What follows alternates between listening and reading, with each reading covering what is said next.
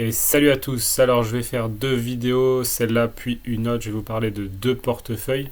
Donc d'abord le portefeuille Tangem que vous connaissez sûrement tous et ensuite un autre que vous connaissez probablement pas et qui est pas mal aussi, bien que j'ai une préférence pour Tangem et je vous expliquerai exactement pourquoi.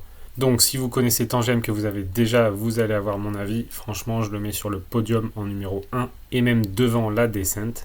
Et si vous ne le connaissez pas encore, vous allez le découvrir, vous verrez, c'est un super wallet, c'est une super idée. Et depuis leur dernière mise à jour où on peut récupérer notre seed phrase, donc les fameux 12 ou 24 mots, et qu'on peut noter sur papier et stocker dans un endroit sûr plutôt que seulement dans les cartes, c'est depuis qu'ils ont fait ça que j'ai décidé de prendre une Tangem et là j'en suis ravi.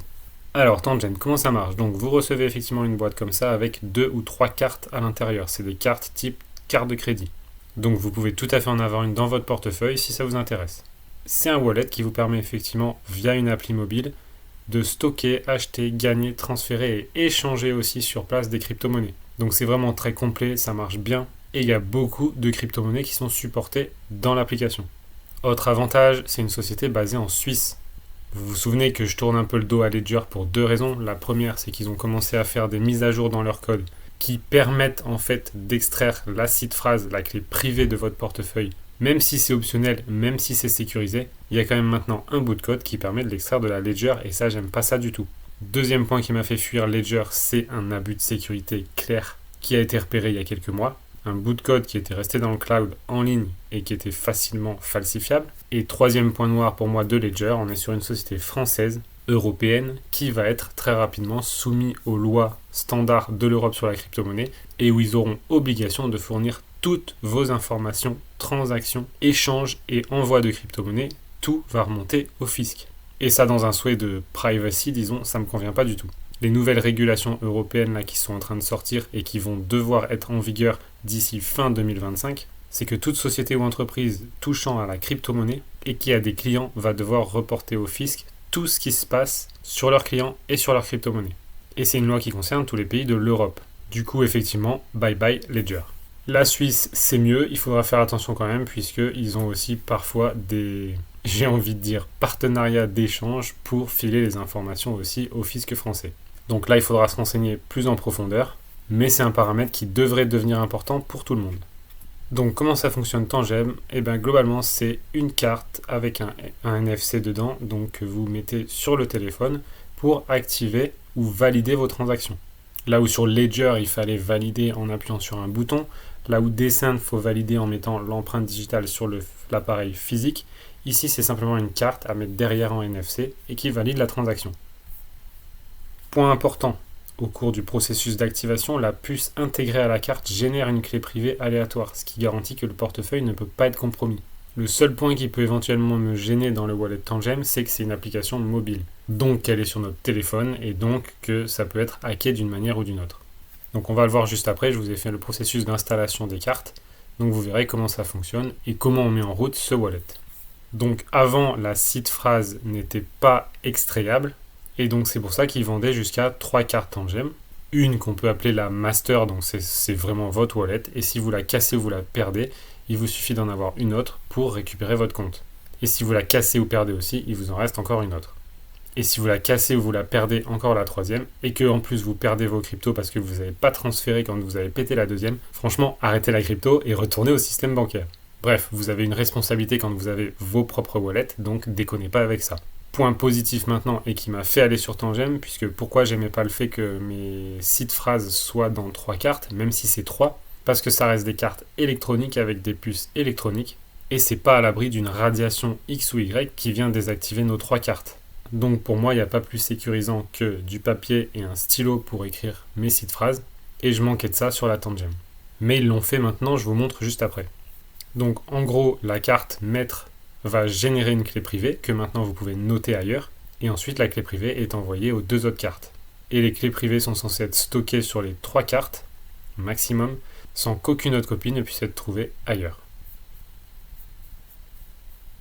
Donc vous avez une application effectivement pour gérer les différentes crypto-monnaies, on va le voir aussi, et des milliers d'actifs numériques, donc vous pouvez directement ici voir les cryptos qui sont pris en charge par la Tangem si ça vous intéresse, c'est directement accessible depuis leur page d'accueil.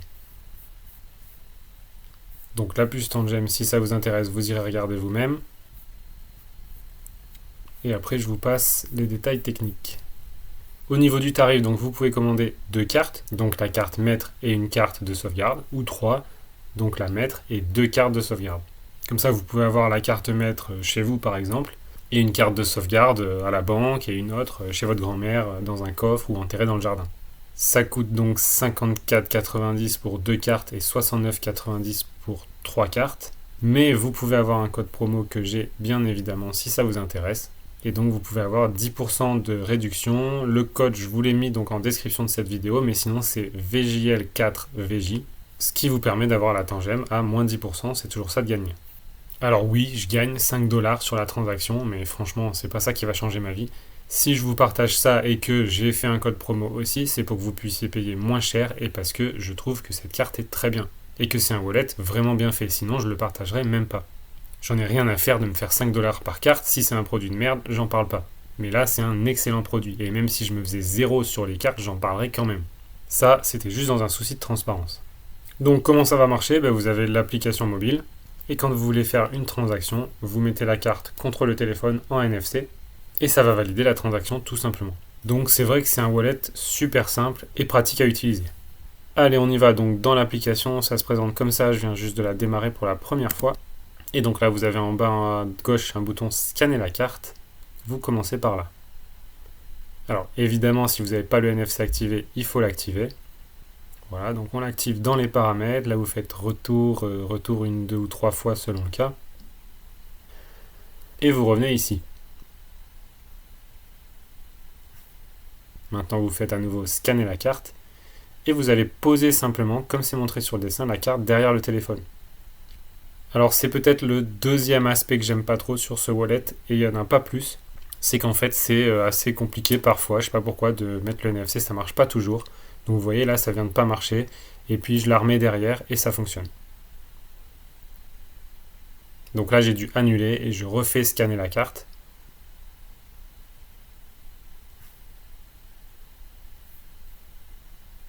Je remets la carte derrière et puis il se trouve que là, ça marche nickel. Du coup, ça m'amène sur les conditions générales. Vous pouvez les lire ou pas. J'accepte. Et nous voilà maintenant sur la génération des clés privées, donc de la seed phrase, pour créer le wallet.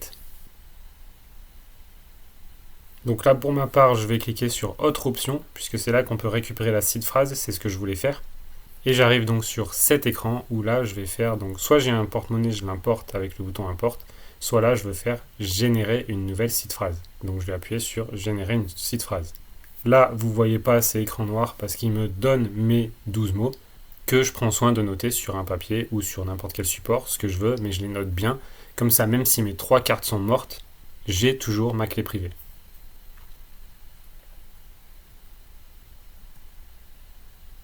Ok, je les ai bien notés. Maintenant, il me demande de faire un check. Donc, je vais rentrer tout simplement les 3 mots, le numéro 2, le numéro 7 et le numéro 11, et je valide. Pareil, pour valider, je mets la carte derrière.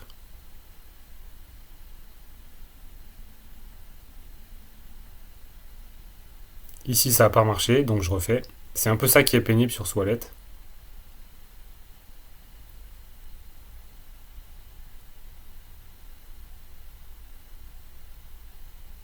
Et là, c'est bon, ça a marché. Donc maintenant, je vais créer les backup cards. Les cartes de backup. Donc pour ça, j'appuie sur le bouton. Ensuite, je fais Add a backup card, donc ajouter une carte de backup. Et il me demande de la mettre donc derrière le téléphone. Donc je mets la première carte de backup derrière le téléphone. Là, ça a marché nickel. Donc une a été ajoutée. J'ajoute la deuxième de la même manière. Je la mets derrière. Nickel aussi. Et voilà, c'est terminé. Donc maintenant, je peux appuyer sur finaliser le backup. Et là, il va me demander de créer un code d'accès à la carte. C'est-à-dire que si je me fais voler ma carte, elle a aussi un code d'accès. Donc là, je rentre le code d'accès, je fais continuer. Je le remets, je soumets. Et voilà, la carte primaire a bien son code et les cartes backup ont été backupées. Pour continuer, il me demande de rescanner la carte primaire, la carte principale, ce que je fais.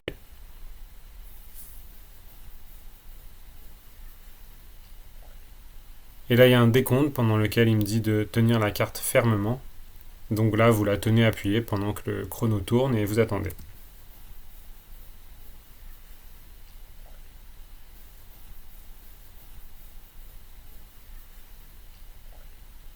Et maintenant, vous faites la même chose avec la première carte de backup. Donc, il vous donne aussi le numéro de la carte pour que vous la reconnaissiez. Vous faites scanner la carte, vous mettez, et vous voyez là, ça part en erreur. J'ai essayé une mauvaise carte pour voir. Effectivement, ça fait une erreur si on ne met pas la bonne carte. Donc maintenant, vous recommencez et vous mettez la bonne carte. Pareil, on passe sur le processus des 15 secondes. Je vous le mets en accéléré.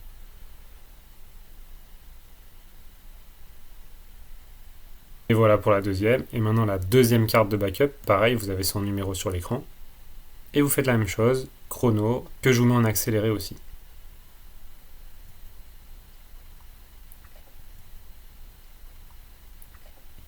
Et voilà, c'est terminé, on a setupé le compte. Maintenant, il va nous demander si on veut utiliser l'empreinte digitale donc sur l'appli, donc via le téléphone. Là, j'ai mis oui. Je rentre mon empreinte. Et maintenant, j'accède enfin à mon wallet. Et il y a Bitcoin et Ethereum par défaut. Mauvais choix en passant, mais on va pas leur en vouloir pour ça. Alors là, je vais jeter un œil dans les paramètres. J'aime bien faire ça, voir un peu ce qu'il y a. Donc ici, on a effectivement... On peut connecter le portefeuille qui s'appelle Wallet Connect. On peut ajouter un nouveau wallet. Donc là, c'est si vous avez un autre set de cartes. Vous avez les paramètres de la carte, les paramètres de l'application, le programme de référencement si vous voulez aussi vous gagner 5$ sur les tangèmes que vous proposez à des amis, et vous retrouvez les conditions d'utilisation. Bref, rien de fou ici, pas trop de paramètres non plus. Et c'est tant mieux. Alors ensuite, de retour au wallet, là j'appuie Organize Token, et là je vois en fait qu'on peut tout simplement les réorganiser, les regrouper, ou les trier, donc rien de fou ici. Et là maintenant j'appuie en bas donc Manage Token et c'est là que je peux ajouter tous les tokens que je veux. Donc là j'ai la liste de tous les tokens qui sont disponibles. Ici j'ai envie d'ajouter XRP sur le Main Ledger, donc j'active. Je vais mettre Dogecoin aussi, tiens, mes deux préférés. Là je rentre, je mets mon empreinte digitale, ensuite je scanne la carte pour valider justement l'ajout des deux wallets. Et là, vous voyez, typiquement, je galère. Et c'est bon. Donc voilà, maintenant les XRP et Dogecoin ont été ajoutés. Donc là, j'appuie sur Dogecoin pour voir un peu ce qu'il y a dedans et ce que je peux faire. Et je peux effectivement recevoir, swapper, acheter, vendre. Donc ça, c'est plutôt bien. Ne serait-ce que de pouvoir swapper, c'est génial. Donc là, j'appuie sur swap, vous voyez, je peux faire Doge, BTC. Là, je peux échanger. Je mets BTC en première. Et au lieu de BTC, je sélectionne XRP. XRP ici, donc je peux avoir des Doge en retour. Donc si je fais un test pour voir, je mets 100 XRP par exemple.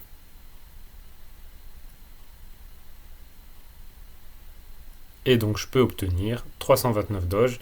Donc là, c'est à vous de voir si le taux de change vous convient par rapport à une plateforme. Et ensuite, vous n'avez qu'à faire échanger et ça va échanger sur place directement dans votre wallet. Et ça, c'est génial.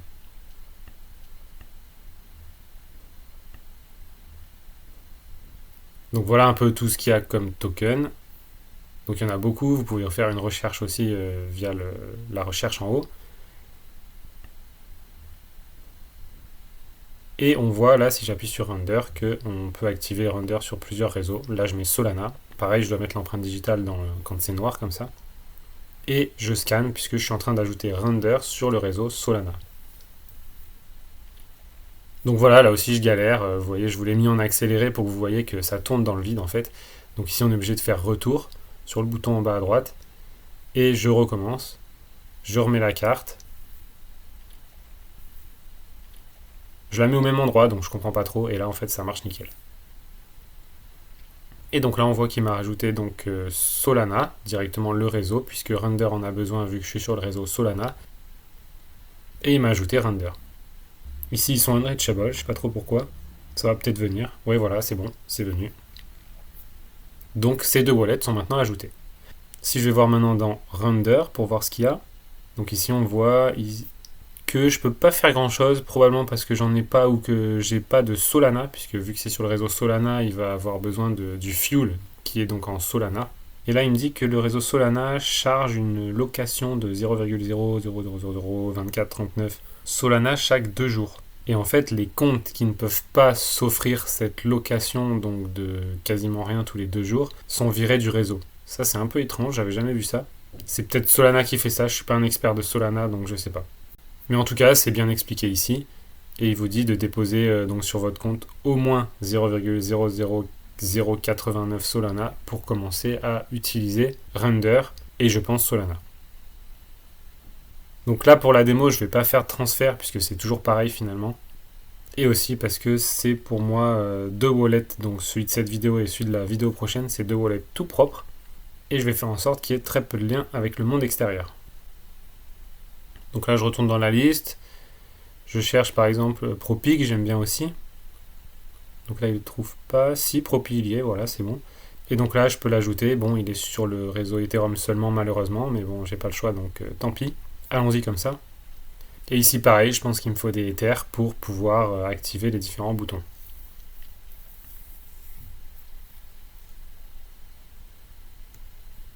Si je reviens maintenant pour essayer de recevoir, donc ça marche toujours pareil, je vais essayer avec Dogecoin, voilà, ici je mets Receive, et effectivement, voilà, là il me donne directement le QR code et l'adresse. Donc je peux faire copier ici pour copier l'adresse, et c'est là que je vais envoyer mes Dogecoin pour les recevoir sur ce wallet. Et ensuite, je vais essayer, tiens, puisque je l'ai vu sur Dogecoin, je vais essayer d'acheter, donc cliquer sur le bouton achat, voir un peu ce que ça fait. Donc là, ça me redirige vers mon navigateur. Et ça me propose justement de les payer en carte Visa. Donc c'est très bien, c'est plutôt simple. Du coup, je présume que si on paye 300, bah, ils arrivent directement sur le wallet. Donc vraiment super simple. Vous voyez, on peut envoyer, recevoir, swapper, acheter et vendre. Ça, c'est vraiment bien. Directement sur l'applicatif, sur le wallet. Et ici, si je veux cacher un asset, bah, je fais hide token et il disparaît un peu comme sur MetaMask ou partout ailleurs.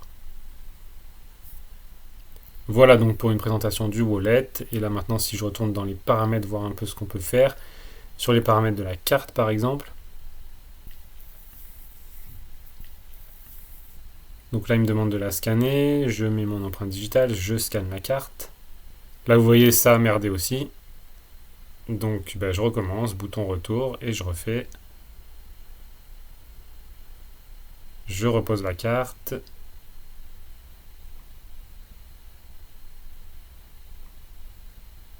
Et là, ça marche. Et là, j'ai accès aux détails de la carte. Où je peux d'ailleurs changer son code d'accès.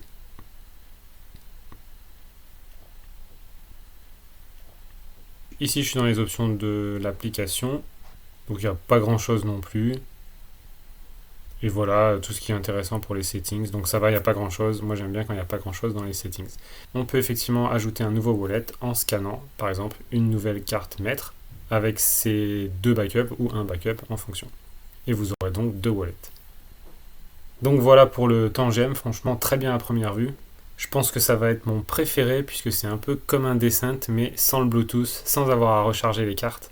Puisque finalement, c'est vrai que ce qui contraint un peu, c'est autant sur la Ledger que la Descent, c'est d'avoir à charger régulièrement les devices. Là, il n'y a pas besoin. C'est une NFC, donc ça marche tout le temps. C'est auto-alimenté en proximité par le téléphone, donc c'est vraiment super pratique. Et le wallet est vraiment simple et très bien fait.